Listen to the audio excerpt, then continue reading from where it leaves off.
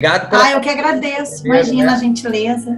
A gente já estava esperando há maior tempão, mas eu acho que as coisas acontecem no Pois é. momento certo, né? Eu acredito piamente nisso. Momento melhor pra eu falar com você do que no meio de uma gestação aos 40, cara. Eu acho. Muito bom. Deixa de você estar no Rio, como é que tá? Você tá morando no Rio agora? Sim, no momento eu tô morando na casa da minha sogra, porque meu apartamento tá decorando, tudo quebrado. Uhum. Aí, assim, o que era uma decoraçãozinha virou uma obra, sabe? Por conta do bebê, eu resolvi quebrar logo tudo. Aí eu tô morando aqui. Creio que em 4 meses vai ficar tudo pronto. Entendi. Mas você vai fixar residência mesmo no Rio, porque cada vez que eu olho você tá num lugar diferente. Não, na verdade Agora eu na nunca pandemia, mudei. não. Não, nunca. Ah, tá. Sim, porque eu viajava muito, né? Muito, é. Viajava muito, mas não, na verdade, assim, com a separação, eu saí da minha casa num condomínio e fui para um apartamento no mesmo condomínio. Ah, entendi. Eu moro no mesmo condomínio na Barra da Tijuca. Entendi. Santa Mônica Jardins, aí tem residência, eu moro em apartamento.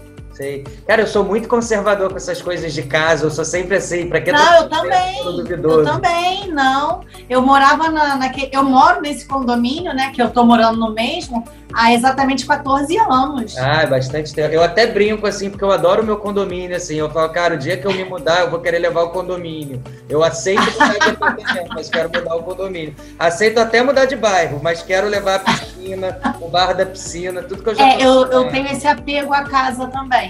Eu sou um pouco apegada, assim. Meu cantinho, né? Você pode estar no melhor lugar do mundo, mas a sua cama é o melhor lugar, né? É verdade, verdade. Monique, eu queria, assim, é muito difícil a gente definir nosso entrevistado, sabe? Hoje eu tô falando com Monique Elia, assim, não tem ninguém melhor para se autodefinir do que a gente mesmo, sabe? Então eu queria começar essa entrevista com você se apresentando às minhas telespectadoras, ao meu público da internet, minha leitora do portal do IG, com quem eu estou falando hoje? Quem é hoje, recém comemorando aí os 40 anos, a Monique Elias? Então, nesse momento, né? Nesse momento eu sou uma mulher que acha que se encaixa bem nos seus 40 anos, apesar de ouvir de todo mundo que 40 mais nova, né? Eu acho que eu me encaixo muito bem nessa idade. Sou advogada, com 6 especializações, mas cada dia menos advogada, porque não estudo a matéria de direito, né? Mas eu adorava quando você participava lá da Web TV e rechaçava minhas afirmações nas coisas de processo. Adorava. Pois é. Mas assim, eu continuo lendo, mas não estudo muito mais as matérias de direito, mas as atualizações eu leio porque eu sou uma leitora. Eu amo ler sobre tudo o tempo todo. Sim. Sou influenciadora, sou escritora, YouTube. Agora eu só posto vídeo uma vez por semana para não deixar meu canal morrer. Eu tenho feito cada vez menos YouTube, né? E feminista, mãe. Eu gosto de estar sempre lendo sobre tudo um pouco. Uma pessoa que tenta hoje, cada dia mais, se desconstruir todos os dias, porque a gente vive num mundo de umas construções muito loucas. Eu tento me desfazer, né, desse meio. Tento quebrar os preconceitos, tento compartilhar informações, aquilo que eu acho que se encaixa bem no meu mundo, que eu acho que funciona, que dá resultado. Eu tento compartilhar, tento passar informações para as pessoas. E hoje eu me definiria como alguém que está muito menos preocupada com números e muito menos preocupada com resultado, mas sim em se realizar, sabe? Sim. Ter mais realizações, viver com mais simplicidade. É difícil a gente também não pensar em números, porque assim, você tá com quantos seguidores hoje no Instagram? 948 hoje. Pois é, assim, a gente pode falar assim, cara, 1 milhão de pessoas, sabe? Então, já tive 1.100.000, né? Quando tive depressão, fiquei 4 meses fora, e quando voltei tinha perdido tudo. Então, assim, é muita gente, e queira ou não, ser um influenciador como você não dá 100% pra gente pensar só na gente, porque o que a gente pensa na gente falando ali na internet tem impacto direto em quem a gente influencia. Então, como você consegue dosar, sabe? Ser uma mulher que hoje se preocupa menos com números, mais com você, mas ao mesmo tempo você sabe que você impacta ali centenas de milhares de pessoas. Como é que você procura equilibrar isso? Então, quando eu falo que menos preocupada com o número, porque isso já foi uma preocupação real, tá? Sim. Não era uma coisa, eu não estava tão preocupada em estar conectada com pessoas. Eu estava numa disputa pelos números, porque teve uma fase na internet que tudo era muito número, e as pessoas eram avaliadas por números. Inclusive, eu participei de sorteios na época para ter números, uma coisa que eu jamais repetiria hoje. Uhum. Entendeu? Eu amadureci nesse aspecto. Hoje eu quero estar muito conectada com as pessoas e compartilhar com elas o que de fato eu sou. Eu tinha muito medo, às vezes, de compartilhar de fato que eu sou por conta dos rótulos. Hoje eu estou humanizando mais isso. Eu começo a refletir com as pessoas. Quando você me julga assim, será que você pensa como que é isso? Quando você está no meu lugar? Eu estou humanizando isso, mas num todo, em todas as minhas relações com todas as pessoas. E ali não tem só números. Claro que você sabe que tem as pessoas que querem ser só números, né? Que são os curiosos, que estão ali só para detonar a nossa vida. Mas até essas pessoas, elas servem de lição pra gente, elas aprendem com a gente também, nós aprendemos com elas. Então, assim, eu tô muito mais espiritualizada. Sim. Depois isso é uma questão que eu quero conversar com você também, porque eu percebo que você é uma pessoa de muita fé, você é muito de dar o testemunho sobre suas experiências religiosas. Isso eu acho muito bacana. Mas você estava falando dessa questão, né? Você, em algum momento da sua vida, você já teve sua construção pautada nessa questão de número e tal, mas você percebe assim, que tudo é um processo, essa construção que começou lá atrás com os números, elas também foram importantíssimas para que você fosse se conhecendo e hoje você conseguisse ter autonomia para se desconstruir, porque a gente só consegue desconstruir o que a gente sabe exatamente que foi construído, né? Você Sim. consegue perceber esse processo inteiro e é leve para você hoje se desconstruir em vários aspectos, ou a desconstrução para uma mulher independente de 40 anos, feminista, que está sempre se posicionando na internet, não se priva isso, é sempre penosa essa desconstrução. Não é tão leve não, porque é um conflito de mim comigo, sabe? Então, assim, eu podia falar pra você que eu sou a desconstruidona, que é tudo muito leve. Não é leve. Muitas das vezes eu acabo conflitando comigo, com as coisas que eu pensava, que eu acreditava, e eu fico naquele... Aí eu pego, o que eu faço? Eu me encho de informações. Eu me encho de informações para eu poder entender que o padrão do que eu vivo não é a realidade. Uhum. Eu preciso entender que o mundo que ocorre na minha cabeça não é o mundo que ocorre na cabeça das pessoas.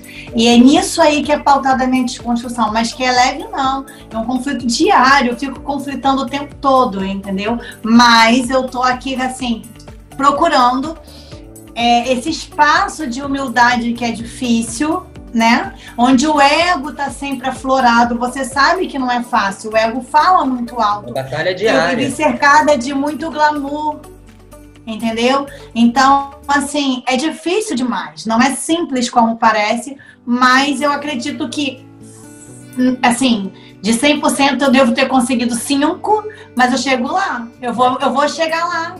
Eu acredito. O que é importante para mim é eu querer.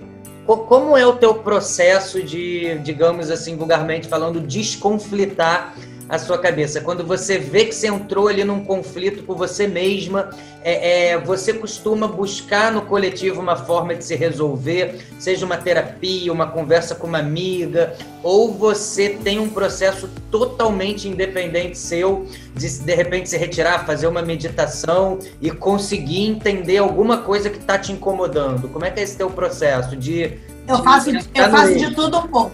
Eu faço de tudo um pouco, né? Eu faço terapia com psicanalista. Uhum. Eu tenho a minha religião, que é o candomblé, que me ajuda muito, né? Porque, você sabe, ele prega o respeito à ancestralidade. Então, uma vez que eu respeito quem chegou antes de mim, eu preciso baixar minha cabeça para entender que existem pensamentos e vidas diferentes. Isso é uma coisa que humaniza e traz a humildade à tona. Não tem como estudar o candomblé, né? As matrizes africanas, sem ter essa humildade dentro da gente, a gente tem que ceder a isso. A gente tem que ter os pés no chão. Eu faço yoga também, eu faço tudo. Eu medito, eu tento de tudo um pouco. Eu começo a analisar sempre que paira. Eu tento trazer à tona coisas que eu leio. Tipo, todos os dias tentar não reclamar. Porque quando você reclama, você tem uma ação contínua contra o universo. Então, eu tento vibrar coisas boas. É fácil? Não, não é. Porque existe aquele conflito com o ser humano, Monique, que grita, que é vaidosa, que tem ego, que sente inveja, como todas as pessoas. Eu brigo contra essas coisas. Eu tento brigar todos os dias. Eu hoje busco relações saudáveis, porque isso interfere na minha saúde mental. E a saúde mental sempre foi uma problemática muito grande na minha vida, né? Eu tive a minha primeira depressão, tinha 15 anos, tentei suicídio. Então, hoje eu não quero isso para mim de novo. Sim. E, assim, é muito complicado, porque, assim, o simples fato, muitas vezes, da gente reconhecer que seja por meio do nosso trabalho, seja por meio do círculo social que a gente vive, são várias variantes que fazem a gente perceber que talvez a nossa vida realmente não seja a realidade de muitos. Mas o fato quando a gente percebe também que nossa vida não é a realidade de muitos, a gente percebe também, muitas vezes, o quanto a gente é invejado por muitos, né? E você já falou que teve depressão, teve a questão do suicídio, mas eu achei muito bacana que uma vez eu vi uma sua postagem, eu até te sinalizei e falei, caramba, eu fiz um vídeo esses dias sobre isso, depois que eu falei com o meu preto velho, que é a questão do que o outro joga pra gente, né? Muitas vezes, isso aconteceu mesmo comigo. Eu fui lá no meu preto velho, eu falei, cara, você tem que fazer alguma merda assim pra me ajudar, porque... Cara, não estão me deixando em paz, fizeram uma maelha. O que houve dessa vez, Lobião? Eu falei, agora fizeram a macumba baba pra mim. E ele falou, você é muito engraçado. Você mesmo fez falando esse tipo de coisa e acreditando nesse tipo de coisa. Como você pensa essa questão? Porque foi uma coincidência, eu vi que 2 dias antes você tinha feito uma postagem sobre isso, falando cuidado com o pensamento de vocês, para vocês não jogarem isso contra vocês mesmos. A religião te ajudou nesse sentido? Isso foi uma busca também sua, um entendimento que veio por outras variáveis? Como é que você repele a quantidade de inveja que eu sei que sentem de você? A gente está exposto na rede social, e é o que você falou, a gente entende que a nossa realidade pode não ser a realidade de outras pessoas, isso gera, sim, muita inveja. Como é que você também luta diariamente contra isso? Porque energia ruim a gente sente chegar. Como é que você... Sim. Assim, quanto mais espiritualizada, né, nós somos, espiritualizada, a gente sente mais energia, porque a gente trabalha isso, então a gente acaba, de alguma maneira, atraindo isso, né? Nesse dia que você falou do Preto Velho, eu tinha estado no Quilombo, que eu frequento um quilombo também, né? Sou quilombola. E lá no quilombo, o Preto Velho também baixou e falou assim, para de vibrar essas desconfianças. Às vezes a sua vida tá boa e você vibra e as coisas acabam acontecendo. Então, eu parei de me preocupar muito com o que as pessoas pensam sobre mim. Eu vivi a minha vida, muito tempo da minha vida infeliz, querendo provar para as pessoas alguma coisa, porque eu era muito rotulada por conta do meu relacionamento antigo. Então, assim, inclusive eu escrevi um livro por causa disso. Olha só que ponto que chegou a pessoa de escrever um livro por conta do que os outros vão pensar. Eu acho que você tem que escrever um livro por satisfação pessoal. Eu sempre fui muito escritora. Mas eu escrevi dizendo, olha, eu já existia, parem, por favor. Eu queria todo o tempo provar o meu amor, entendeu? O amor que eu sentia pelo meu casamento, o quanto eu também trabalhava muito, o quanto eu era esforçada, o quanto eu acordava cedo e dormia tarde, porque eu trabalhava, porque eu não passava um dia na academia, nem no salão de beleza, eu queria provar isso o tempo todo. Então isso fez com que eu tivesse uma busca incansável para ficar provando para as pessoas o tempo todo. Às vezes, nas férias, eu curtindo férias com a família, eu ficava querendo procurar trabalhos para fazer, caçando reuniões e tal, para as pessoas não acharem que eu estava torrando dinheiro à toa. Olha que loucura. Então, hoje, eu dei um stop para mim. A questão foi saúde mental. Eu avaliei que eu preciso criar os meus filhos. Eles não têm ninguém. Os meus filhos têm o pai que é muito mais velho, eu não tenho família. Então, quem que meus filhos têm hoje? A mim. Então, como que eles vão ser criados por uma mãe que vive deprimida, que vive tomando remédio? Eu preciso sarar. E sarar vem de dentro para fora. Então, Nunca, Lobby, as pessoas nunca vão deixar de pensar o que elas querem pensar, porque é o mundo que ocorre na cabeça delas. Então, eu preciso me ater e entender que o mundo é assim, nem sempre ele vai ser justo, porque ele não tem obrigação de ser como eu desejo. Então, eu tenho que encarar as vicissitudes da vida como uma pessoa adulta. E uma pessoa adulta, ela tem que reconhecer que a vida não vai deixar de ser vida pela minha existência. E eu tenho que aprender a enfrentar isso como uma pessoa madura. Então eu comecei a deixar de me preocupar com isso. Claro que tem dia que a gente acorda que aquele dia deve acontecer com você também. Que parece que se a pessoa der um espirro, você se magoa e chora. Sim. Mas eu choro, eu seco minhas lágrimas e eu recomeço. Entendi. Agora, você acha que muito disso, assim, porque a gente acompanhou duas gerações, né? A gente viveu muito intensamente a geração dos nossos pais, quando a gente era criança, com a nossa adolescência. Sim. E que era uma época onde a saúde mental ela não era falada, não existia esse termo, saúde mental, não. Inteligência emocional. E eu dou graças a Deus de pelo menos ter vivido a transição, né, dessa mudança de geração em que se conseguiu falar abertamente na questão da saúde mental. Acredito que os nossos filhos eles já vão crescer com uma concepção do que é inteligência emocional, o que é saúde mental. E aí eu entro na questão dos filhos, assim, eu percebo que você é uma mãe muito, muito presente, né? Você se encarrega de dar mesmo 100% de educação para os seus filhos, ou você é daquela mãe também que fala assim, o sofrimento ele é inerente, eles vão precisar sofrer com algumas coisas, eu vou deixar que a vida se encarregue. Eu pelo menos já não consigo ser assim, mesmo percebendo que a Valentina não entende algumas coisas que falo, eu tento e vejo que ela está viajando na maionese. Que tipo de mãe é você com seus filhos mais novos? Você pega mesmo assim 100% do que você pode passar da vida? Você já fica dando umas filosofadas com eles sobre a vida? Como é que é?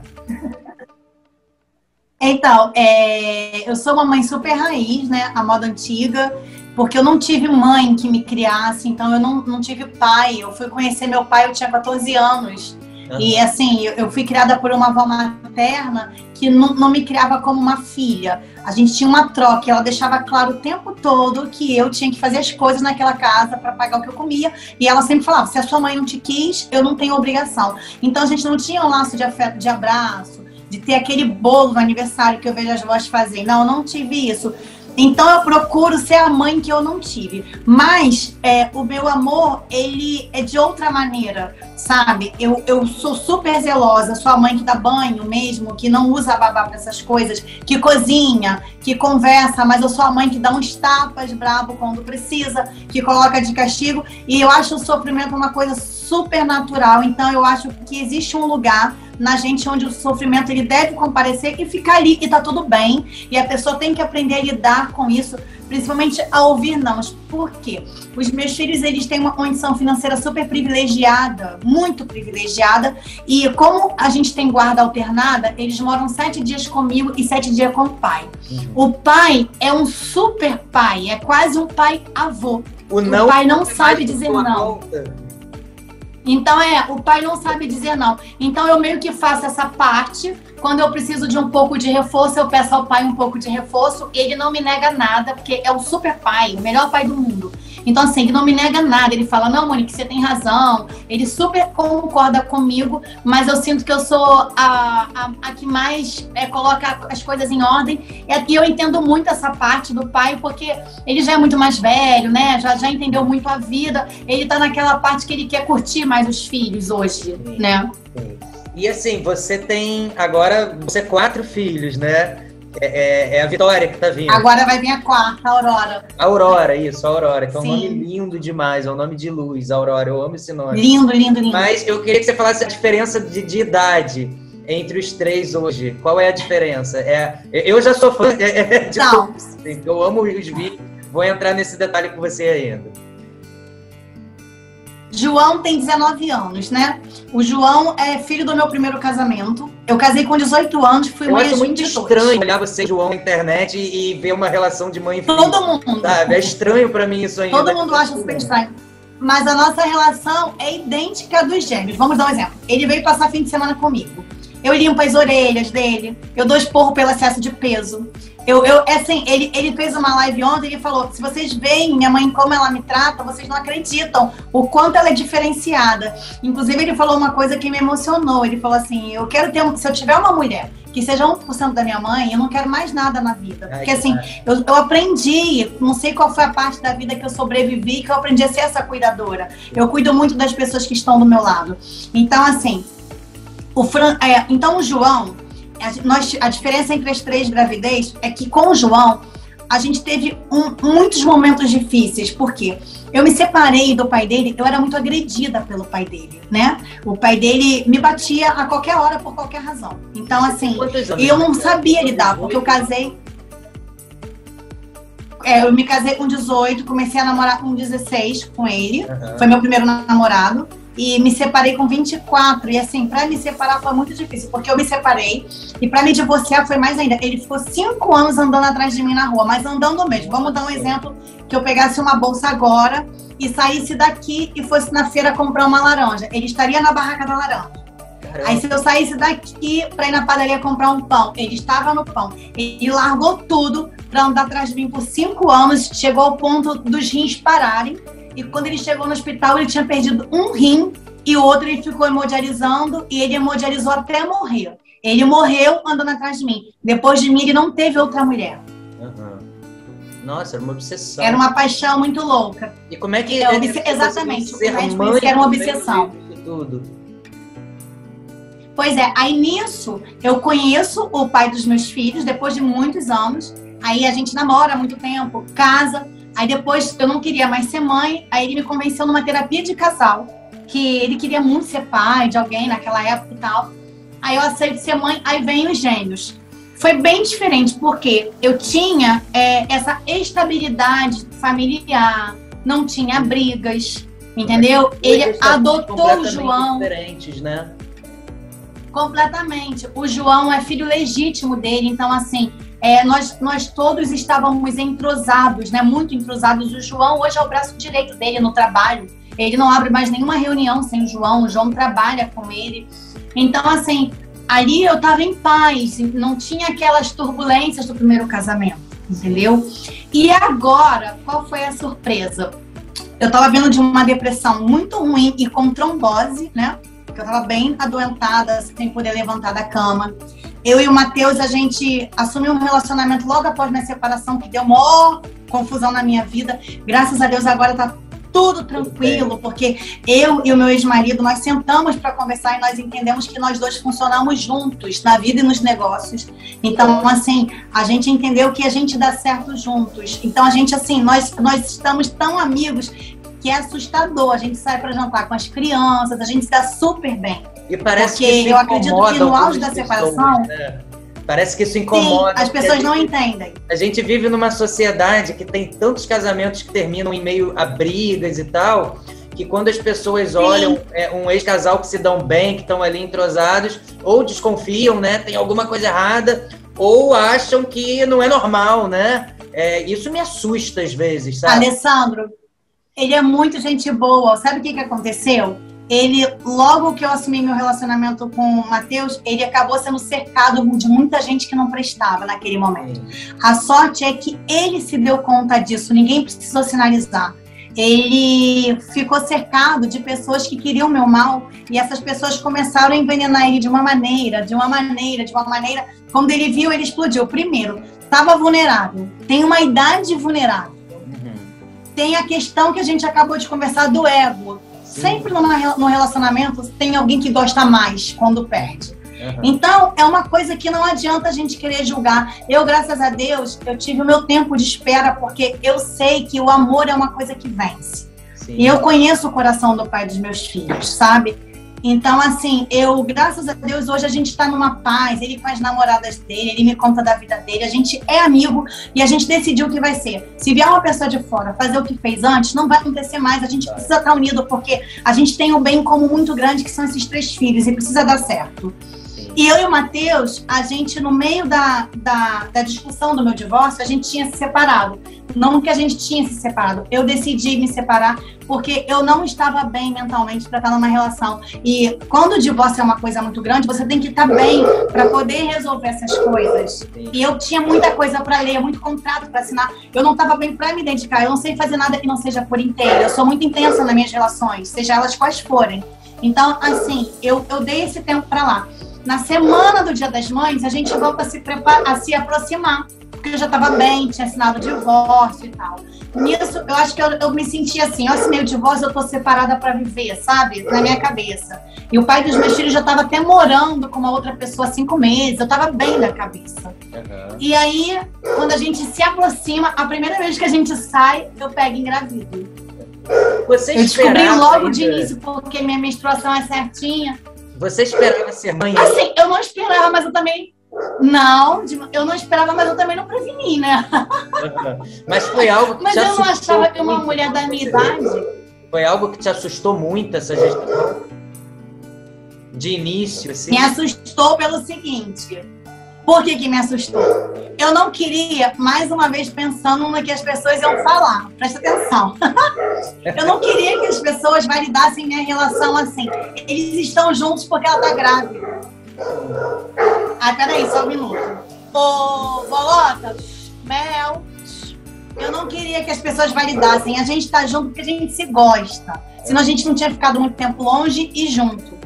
Eu não queria que as pessoas validassem assim, engravidou e tá junto. Não, não foi assim. A gente se gosta. A gente nunca perdeu o contato por completo. Sim. Mas a gestação, ela pode ter sido muito importante, porque o que você falou, assim, pelo que eu entendi ali, você se distanciou do Matheus naquele momento por uma série de compromissos, uma série de coisas que estavam dentro da sua cabeça, que tipo assim... É muita coisa. Momento, né? Se eu não posso me entregar 100%, eu prefiro botar a relação de stand-by até para preservá-lo, né? Mas aí, de repente, chega uma criança, de repente, isso pode ter feito você entender em algum momento que também não é só contrato, também não. Tenho que lutar contra as coisas, também tem o outro lado da minha felicidade pessoal, né? Sim, eu fiquei com muito medo, assim, como que eu vou falar para o Matheus? Tem os pais dele, ele é muito novo, né? Ele tem 25 anos. Aí... Eu sentei e conversei com o Matheus, aí o Matheus falou assim, vamos fazer o seguinte, nós dois vamos nos calar, não vamos falar pra ninguém, por quê? Eu descobri, no dia que minha menstruação atrasou, eu fiz o exame e descobri. Vamos nos calar, porque tudo é muito cedo, pode acontecer da gestação não vingar, e eu não quero criar expectativa, porque ele sonhava muito em ser pai. Uhum. Então ficamos os dois calados, aguardando fazer o tempo, aí no dia da família... A gente marcou um jantar com a família e nós contamos para os pais deles e para os meus filhos juntos. E todo mundo super comemorou e tem sido dias muito felizes para a gente, sabe? Mas no início eu não pensava, porque imagina, apesar de, como eu te falei, as pessoas não entenderem que eu tenho 40 anos, eu me encaixo nessa idade. Eu sou uma senhorinha, o início de uma senhora. Você e querendo ou não, você compara. Monique, você se vê com a idade. Eu me encaixo assim. Então, dizem que eu tenho a voz e o comportamento um pouco adolescente. Mas a minha responsabilidade é de uma mulher de 40. Eu me preocupo muito com o futuro. Eu sempre fui muito organizada com dinheiro, porque eu fui muito pobre, né? Quando as pessoas falam que são pobres, que eu vejo que elas têm cama e ventilador, eu falo, gente, vocês não sabem o que é ser pobre. Eu nunca tive cama, né? Eu nunca tive um quarto. Eu falo, vocês não sabem, pobre não tem talher. Eu não tinha essas coisas, eu fui miserável. Né? Então, assim, eu sou muito preocupada com o futuro. Eu nunca vou gastar mais do que eu ganho, eu nunca vou gastar nem a metade do que eu ganho. Primeiro, eu faço toda a minha organização financeira para depois pensar no que eu vou comprar. Então, assim, eu acho que eu me considero uma senhora com isso. E eu tinha muito medo da questão da gravidez por conta da idade do Matheus. Eu falava assim, será que eu vou dar conta de estar com um menino jovem para me ajudar a criar alguém? Mas ele, assim, mostrou muita maturidade. Inclusive, durante o tempo que eu tive que fazer repouso completo, que eu sangrei no início, ele assumiu os meus filhos de uma maneira que eu nunca pensei. De levar para a escola, de fazer comida, de dar banho, além de fazer as atribuições dele, entendeu? Legal. Então isso me deixou muito orgulhosa também. A gente tem preconceito com idade. Já dá uma ideia do tipo de pai que ele vai ser, né? Isso é muito bacana e é bom que ele também Sim, eu fico muito feliz. Agora, te assustou? Eu tenho muita sorte. Te assustou ficar grávida no meio de uma pandemia? Sim, isso sim. Por quê? Eu sempre tive muito medo de ter Covid, porque quando eu peguei Covid, os meus sintomas foram super diferentes. Eu fui parar no hospital para operar apendicite, já internada para cirurgia. Um especialista falou: ei, não tem por que abrir a barriga dessa garota, ela está com Covid. Então, com Covid, eu fiquei com a apendicite inflamada, o útero cheio de água e puxando da perna direita. Eu não tive nenhum sintoma de gripe. Eu fui descobrir no hospital. Normais, então, depois... Você teve normais. Depois do exame da negativo... Pois é, depois do exame da negativo, eu ainda fiquei puxando da minha perna mais de 20 dias. Então, assim, eu tenho muito medo hoje. Não saio, eu não faço nada sem máscara, eu tô sempre com álcool. E com todo esse desespero, a gente vê que o Paulo Gustavo também não saía e pegou. Eu tenho muito medo. E a gravidez dá um medo maior. Por quê? Eu tenho trombose. A minha médica não me liberou ainda a tomar vacina nenhuma. Então, as grávidas estão se vacinando e eu fico nesse impasse. Sigo a minha médica, sigo o calendário de vacinação, eu fico nesse impasse. A minha médica falou que ela não quer, por enquanto, que ela chame cedo. Ela quer esperar pelo menos passar de 25 semanas. E eu só tô com 16. Então, assim, pra mim é muito difícil. Eu tenho muito medo de pegar, sabe? Me diz uma coisa. Eu tenho acompanhado muito seus vídeos. Agora quero falar... dessa tua versatilidade, assim, porque você é empresária, você é mãe, você, poxa, veio de uma realidade que não tinha nada e de repente se viu conquistando muita coisa, mas a gente sempre quer chegar em algum lugar, sabe? E eu vejo, por exemplo, uma atriz dentro de você, que isso é inegável. Primeiro, antes de falar de você, eu quero falar dessa relação tua com teus filhos no vídeo, que eu acho muito bacana. Eu vi uma vez você no banheiro, a Belinha: mãe, deixa eu entrar no banheiro. Você: porra, Belinha, a mamãe tá fazendo cocô. E ela: mas eu quero você fazendo cocô. E elas, dá pra ver que elas sabem ali que estão sendo gravadas também e tal. Essa questão das crianças ali participando desses vídeos. Isso começa como? Isso partiu 100% de você, com a tua vontade de interpretar? Como é que isso começa na internet? Eu sempre fui muito desinibida, né? Eu sempre gostei muito da câmera. Quando liga a câmera, eu me sinto no meu mundo. Eu amo comunicação, falar muito. Porque as assessorias têm medo quando eu abro a boca, porque eu falo sobre tudo sem problema nenhum. E sempre gera polêmica, né? A última vez que eu dei uma entrevista, eu saí em todos os portais do Exame, da época, porque eu falei que faltava na empresa do meu ex-marido um comitê de diversidade. E graças a Deus que eu falei, porque isso foi implantado depois que eu falei. Então, assim, eu gosto...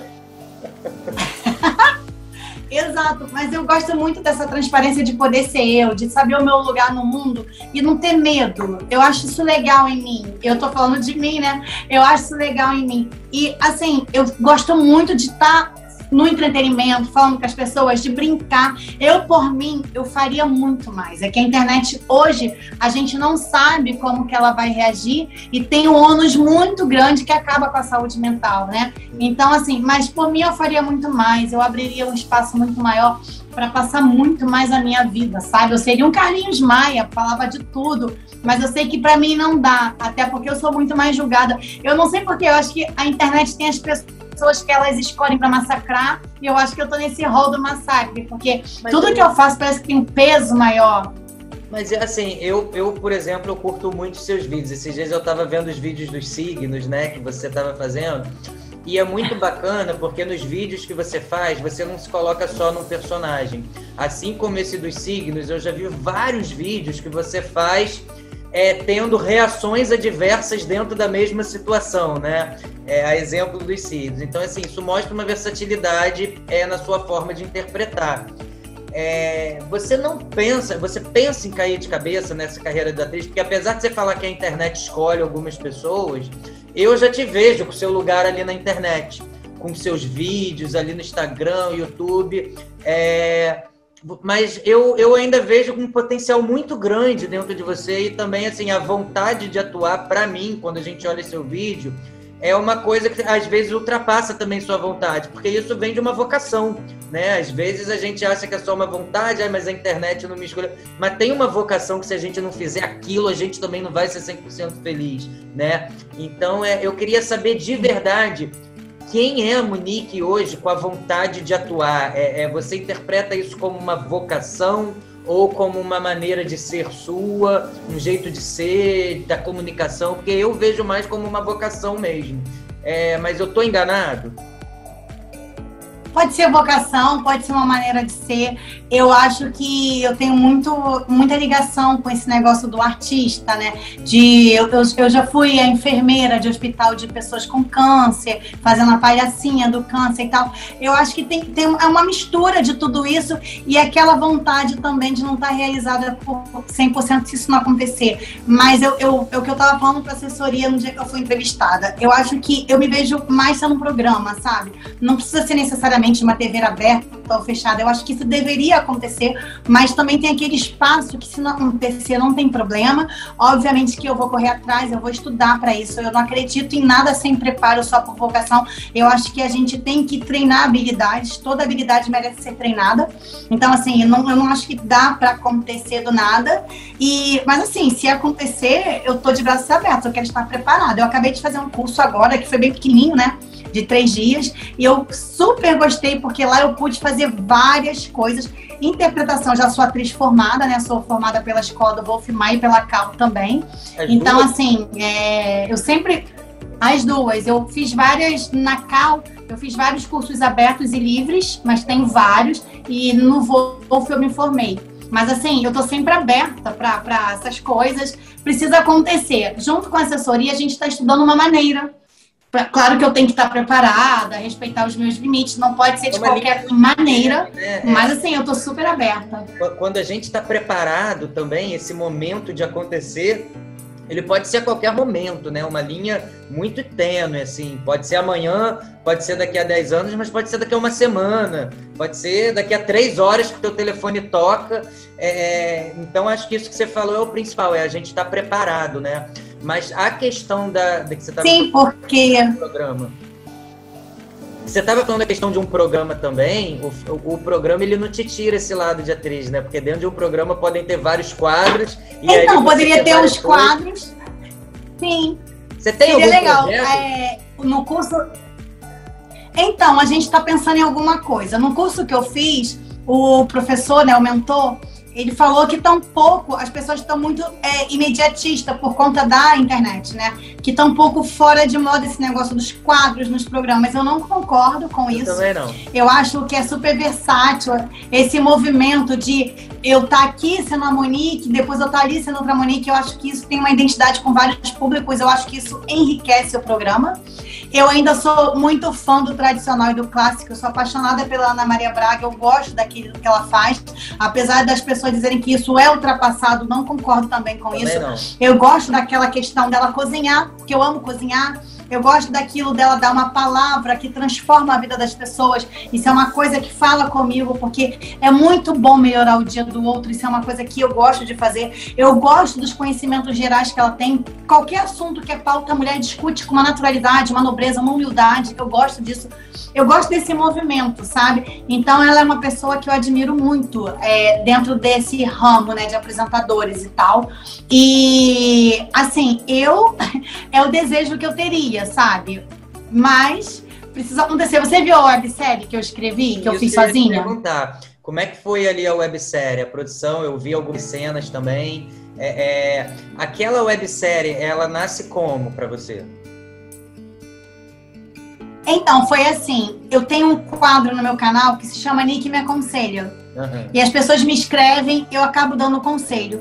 E eu achei muito curioso uma inscrita do canal me escrever aquela história. E estava iniciando a pandemia, e eu falei assim, cara, que história! Eu nunca tinha lido uma história que mexesse tanto comigo. Ela se achava super feia, ela conquistou o professor, que era o sonho de todas as alunas da academia, e quando ela consegue se envolver com ele, ela descobre através de uma mensagem no celular dele, quando eles estão no motel, que ele tem alguém, que aparece escrito amor, e conversando com ele, fazendo uma certa cobrança, esse alguém é um homem, e ela acaba se envolvendo com os dois, e eles viram um trisal, e depois... o trisal não acontece mais, ela fica amiga dos dois. Então eu falei assim, cara, eu vou escrever uma websérie e vou colocar no meu Instagram. E eu escrevi e coloquei. Agora, não me pergunte como eu faço essas coisas acontecer, que a minha vida é um movimento, eu vou lá e faço, sabe? Você é uma pessoa que você já falou assim, você é muito detalhista com a questão do dinheiro, com o planejamento. mas nessa questão artística você é mais de colocar em prática mesmo e vai ser o agora e vamos ver no que isso vai dar? Tem limites, assim, e nessa parte eu não me importo com o que os outros vão pensar, porque eu acho que dá para separar a Monique do que você está fazendo, sabe? Sim, a Monique eu não me importo, porque eu acho que eu me realizo tanto, eu acho que eu me realizo tanto fazendo isso, tem tanta entrega, sabe, quando eu faço, fico tão feliz, mas é aquilo, hoje quem escolhe, quem acontece é a internet, eu acho que a televisão ela dá autoridade, tipo você tá na internet, mas você tem toda a autoridade por estar num programa de TV.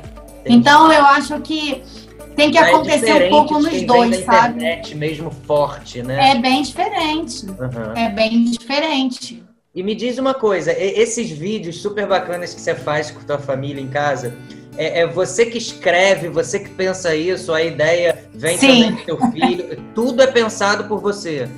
Não, é pensado por mim, assim, eu gostaria de fazer muito mais, porque tem coisas que chocam as pessoas e elas não querem ver na internet, mas assim, eu viajo, eu acho muito gostoso. Eu penso em escrever o livro contando essas histórias, porque logo eu fico boba de como as pessoas confiam em mim. As pessoas me escrevem coisas que eu nem acredito por direct, e eu vou no perfil delas olhar, por direct, e eu vou no perfil delas olhar, eu falo, mas meu Deus, ele senta com a amante dele, a esposa, como que ele teve coragem de me contar isso? Então, acho que de alguma certa maneira, eu passo uma confiança que poucas pessoas passam, porque as pessoas confiam em mim de olhos fechados, sabe? Elas se abrem pra mim. Quantas mulheres casadas que se envolvem com mulheres, quantos homens casados que se envolvem com homens e que me contam isso e falam assim, poxa, eu nunca contei isso pra ninguém, agora eu me sinto bem porque eu te contei. Eu falo, gente, como que as pessoas têm coragem? Elas me contam muitas coisas. Isso daí é carisma, né? O carisma faz a gente se sentir à vontade com as pessoas e principalmente você passa também uma impressão muito de que a gente nunca será julgado, né, por você, né? A pessoa carismática ela passa mais compreensão do que julgamento também.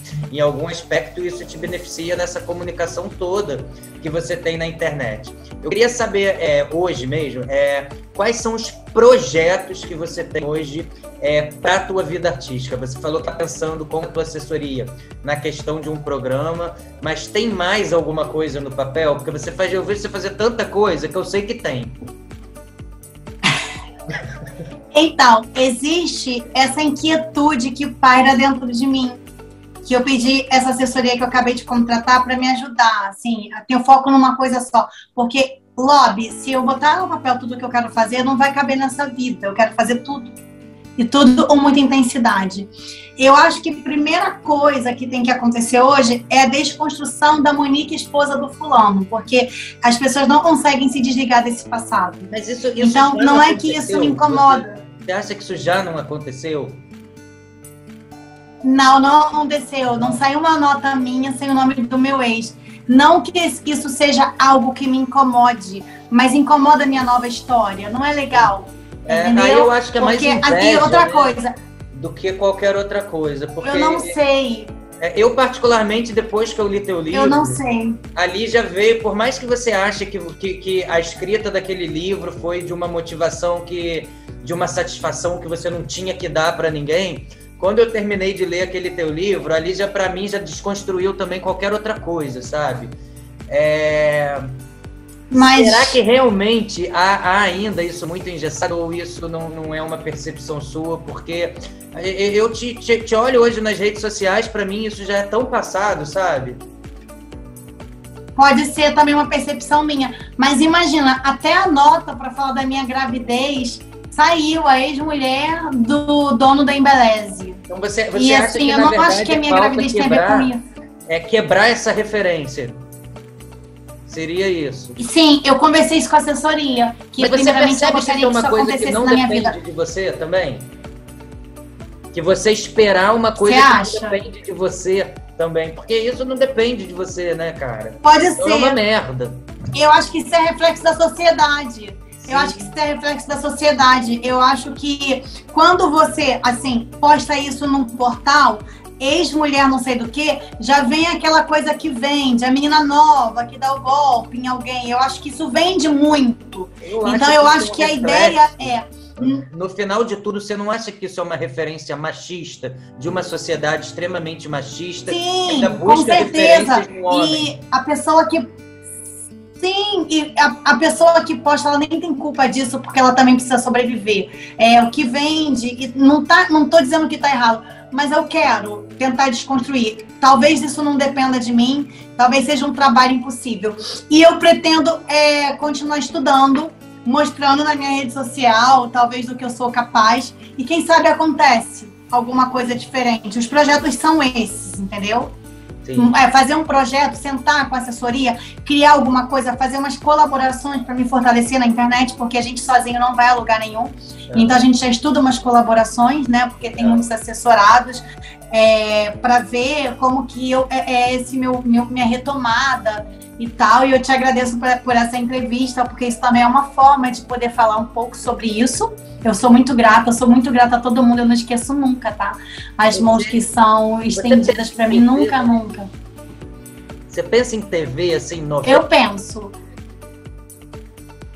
Eu faria.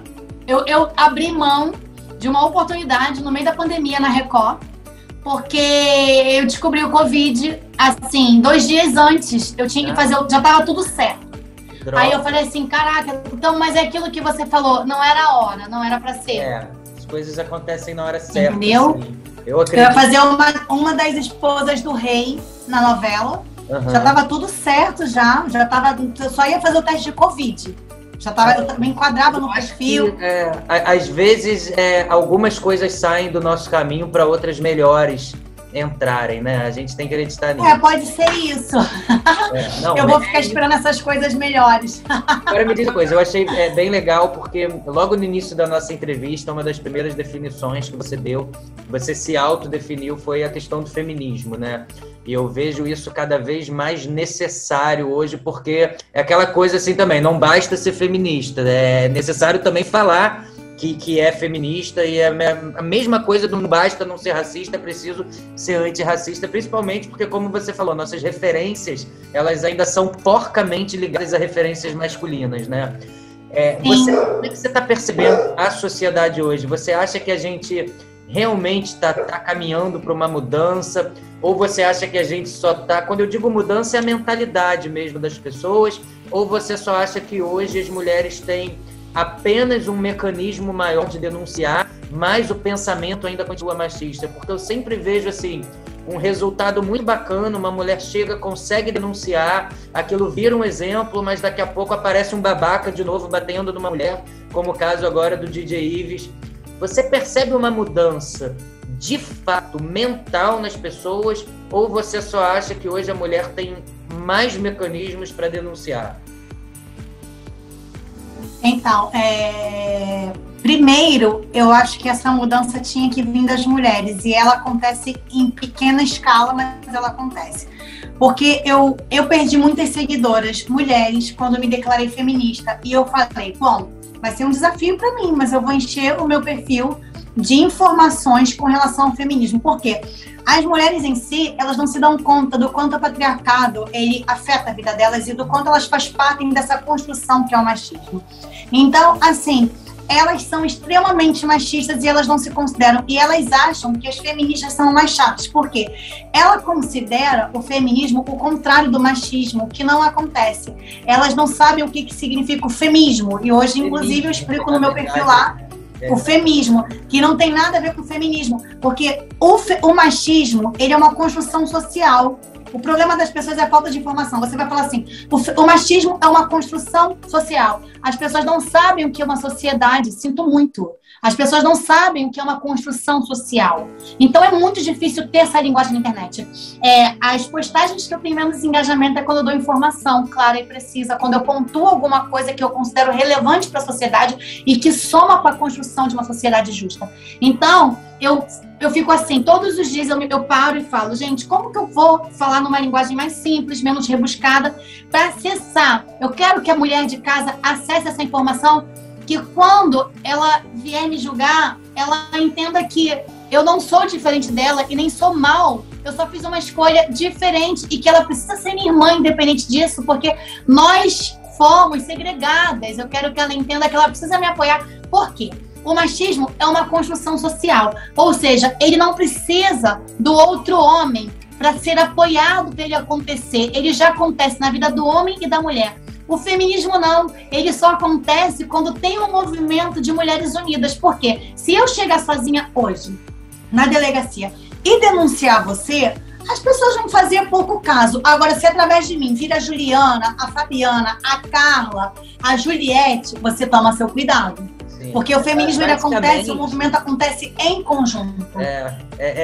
Assim, resumindo de uma forma vulgarmente falando, o machismo, ele é a regra, né? Nessa sociedade que a gente vive. Sim, enquanto ele está intrínseco na nossa vida. Ele é uma construção para lutar ainda para ser uma exceção, para que um dia possa, e eu acho muito importante a gente explicar essa diferença que você falou, né? Entre o feminismo e o feminismo, né? Porque... Pois é, o que acontece? O machismo é essa construção social...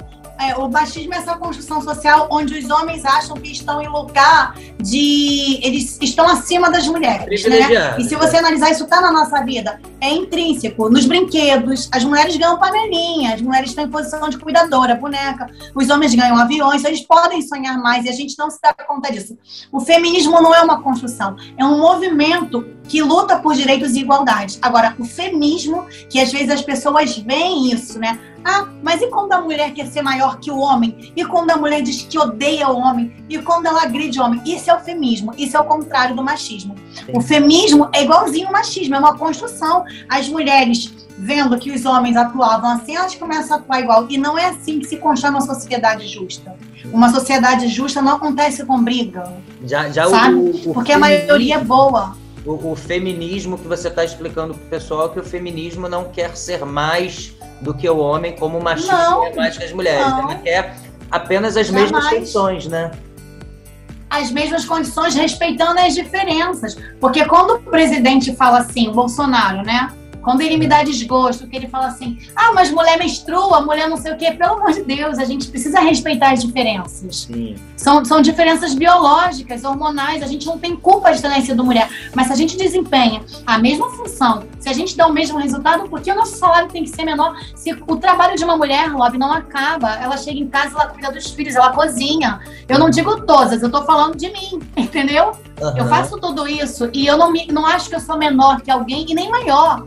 Eu acho que eu faço aquilo que eu quero e eu cumpro com prazer. A gente só quer reconhecimento, a gente não quer ser tratada com diferença, nem com desprezo, nem como minoria. Isso é cansativo. O que me assusta hoje ainda é ver que as próprias mulheres atacam o movimento quando elas não percebem que hoje eu estou aqui falando com você e a gente tem acesso às redes sociais, essa liberdade de ir e vir por conta das que chegaram antes e queimaram o sutiã na luta no movimento. Sim. Isso me assusta, a falta de respeito por quem veio antes, sabe? Fala, né? Por muitas que tem! A Maria da Penha é uma, que ficou deficiente por conta disso. Sim. Entendeu? Então, eu acho que tem que ter respeito a essas mulheres que chegaram antes. Mas a gente é um movimento de resistência, tá? Como tudo na nossa vida. Não dá para desistir porque muitas pessoas pensam diferente. E você consegue imaginar a geração dos seus filhos mais novos, a geração agora da Aurora? Você acha que na geração dela realmente isso não vai mais ser um movimento de resistência? Ou você ainda é mais... Eu acredito muito. Não, eu acredito muito, porque o meu filho, João, que tem 19 anos, ele é bem desconstruído, ele não é uma pessoa que tem preconceitos, ele é muito diferenciado, e eu percebo isso nos gêmeos também. Mas tudo é aquilo, né? Eu e o pai, o tempo todo, trabalhando isso firmemente na cabeça. Que pele não tem cor de pele. Isso é uma coisa que as pessoas vão falar, mas isso é mó mimimi, não existe cor de pele no lápis de cor. As pessoas são coloridas, não existe as palavras, a gente tem as palavras a perder, as palavras a não usar. É muito importante a gente não tá carregada dessas coisas que magoam o outro, porque na verdade mimimi é aquilo que não dói em mim, né? É muito fácil julgar, nunca doeu em mim. Sim. Então é muito fácil julgar. Então, isso eu acredito sim. Isso devia ser tão naturalizado, né? Porque eu lembro aquela polêmica quando você falou da questão racial lá na empresa. E aquilo foi tão bacana porque aquilo causou, de fato, uma transformação, sabe? Mas fizeram uma coisa, te julgaram, parecia que você estava indo pra uma empresa daquele tamanho. Você imagina uma empresa daquele tamanho, sem um comitê de diversidade, onde não adianta. Se você entra na empresa, você vê cabeça branca, cabeça branca, cabeça branca, cabeça branca. Opa, você vende para a comunidade preta. Sim. A sua classe é seca, os cabelos são crespos, algum movimento precisa ser feito. Mas assim, eu acho que as pessoas elas não estão preparadas para certas conversas. Sim. Elas acham que, como eu ouvi uma youtuber falar, né, sobre mim na época, eu tentei destruir tudo, a sorte é que eu sou irrelevante. Entendeu? Eu estava tentando destruir tudo. É de uma ignorância, né? Porque a pessoa fala em destruir, ela não sabe, na verdade, o que está sendo criado para uma próxima geração ou para daqui a 10, 15 anos, né? Só com uma mudança de mentalidade dentro de um ambiente corporativo. O nosso tempo... É muito fácil falar em destruir quando a pessoa não construiu nada, entendeu? Aí eu sei que, na verdade... Quando a pessoa não construiu nada... É uma destruição da pessoa que fala isso, né? Não é uma coisa nossa, Sim, né? Sim, eu acho. Fala mais sobre a pessoa pois do que a gente. E te falar, eu não respondo. Se depender de mim para responder, vai morrer seca. E é isso que mata eles, né? Sim, eu não vou entrar nessas polêmicas. Eu acho que eu estudei muito até que... se quiser ter uma conversa construída, onde a pauta realmente vai ser relevante e a pessoa esteja disposta a discutir sem criar polêmica, eu tô dentro. Outra coisa. Porque eu sei que ela não vai ter condição de discutir. Agora, se for uma coisa para polemizar, para falar de coisas que não vão acrescentar em nada na minha vida, eu não tô ganhando nada com isso, então tô fora, não quero. Passei dessa fase, graças a Deus. Ai, que bom. Mas, assim, é bem legal porque a gente vê que o teu perfil é de uma pessoa do diálogo, né? Você... Gosto muito. Imagina aqui os altos papos que você tem nas directs com pessoas que falam coisas assim, você acaba sendo uma psicóloga, assim, de uma certa maneira. Do fundo do meu coração, eu queria dar conta de responder todo mundo, sabe? De ajudar mais pessoas, porque antes eu ajudava muito mais instituições de caridade. Eu já ajudo muito menos, né? Mas eu queria ter muito mais condição para fazer um movimento maior no mundo, sabe? Para lápide, no dia que eu for embora, ser uma coisa muito grande, extensa, e que todo mundo pudesse assinar alguma coisa. Eu acho que a vida, ela só é bonita e tem razão quando você faz a diferença na vida dos outros, quando você transforma, de fato, esse mundo, sabe? Você tem medo de morrer? Tenho, muito. Tem. Tenho muito porque eu não sei com quem hoje deixar meus filhos. Entendi. Eu penso nisso. Uhum. Muito, muito mesmo. Assim, eu fico pensando, e os meus filhos, quem vai cuidar? Eu fico o tempo todo, sabe? Uhum. Eu acho que eles não estão preparados. Nem sei se eu vou achar que eles vão estar um dia. Eu fico imaginando. Você... Mas ao mesmo tempo que eu tenho medo de morrer, eu tenho medo de envelhecer. Você acredita? Que eu tenho medo, assim, de me olhar no espelho e me ver uma velhinha? Eu ia te perguntar isso. Eu tenho medo. De envelhecer? Muito! Eu nem sei como vai ser isso, porque assim, eu já sou grisalha. Aí quando eu vejo meu cabelo assim, branco, aí eu vou lá, pinto. Aí eu fico, gente, já tá ficando tudo estranho. Então assim, eu tenho esse medo de eu me olhar no espelho e me ver uma velhinha. Eu falo, gente, como que vai ser isso na minha vida? Porque, sei lá, é difícil. Eu não sei se eu quero isso pra mim, mas eu também não quero morrer. Sim. Mas não dá pra congelar? Não dá. Podia ser assim, né? Eu já pensei tanto na questão do congelar, porque eu olhava a Valentina com 3, 4 anos. Eu falava, caraca, era a idade certa pra congelar, sabe? Pra sempre. Mas é bom, né?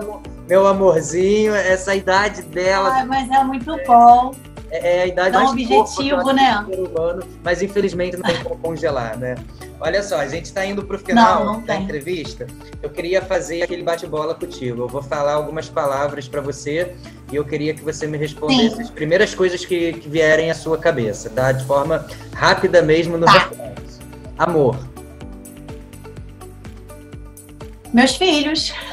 Sexo. Ai, não vivo sem. Alegria. Poder ser eu de verdade. Sonho.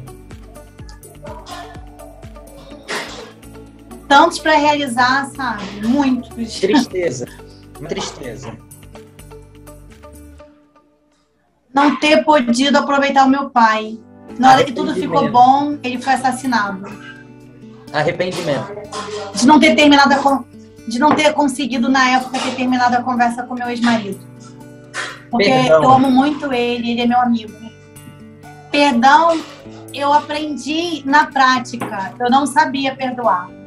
Esperança. De um mundo que entenda as diversidades e que veja a beleza nas diferenças. Carreira. Sou realizada até a segunda página. E talvez, quando acontecer aquilo que você falou, eu entrar para esse mundo aí, eu vou estar completa, porque eu não preciso de mais nada, sabe? Passado. Importante, mas eu não carrego ele na mochila. Ai, sensacional isso. Presente. Hoje não tem amanhã para mim. Então, o que é o futuro para você? Incerto, mas planejado. Monique, cara, brigadão pela entrevista, adorei, gostei muito. Olha, que prazer, vamos falar mais vezes, sim. sem entrevista. Você é muito mais do que eu já conhecia, cara, bem legal, porque você é uma você também. Extremamente autêntica, não se priva de falar sobre quem é você de verdade. Obrigada. Eu acho isso muito louvável, porque quando a gente fala de verdade das nossas coisas e de verdade sobre quem a gente é, a gente não coloca lança, né, na mão de ninguém. A gente já está dentro da nossa verdade e ninguém tem motivo para esfaquear a gente de forma alguma, porque a gente já se abriu, né? A faca vai passar e vai pro outro lado, né? A gente não se blindou com nenhuma armadura. Então, cara, parabéns de verdade. Obrigada, parabéns para você também. Eu acho que assim, dá um foda-se também em algum momento para essa questão da desconstrução, porque desconstruída isso você já tá há muito tempo, isso não depende de você, sabe? Depende dessa sociedade machista de merda que infelizmente ainda existe, e não se prende nisso não, cara. Voa, porque é muito fácil te entender, sabe? E quem te entende não tem essa referência, sabe? Isso que é muito bacana, porque é muito fácil te entender. Então, assim, obrigado, sucesso com a Aurora. Eu te agradeço. E quero fazer obrigada, saúde pra você. Tá? Quando a Aurora já Saúde pra Valentina, tá? Obrigado. Beijo pra vocês. Obrigada, tchau. Obrigadão. Beijo grande. Tchau, tchau.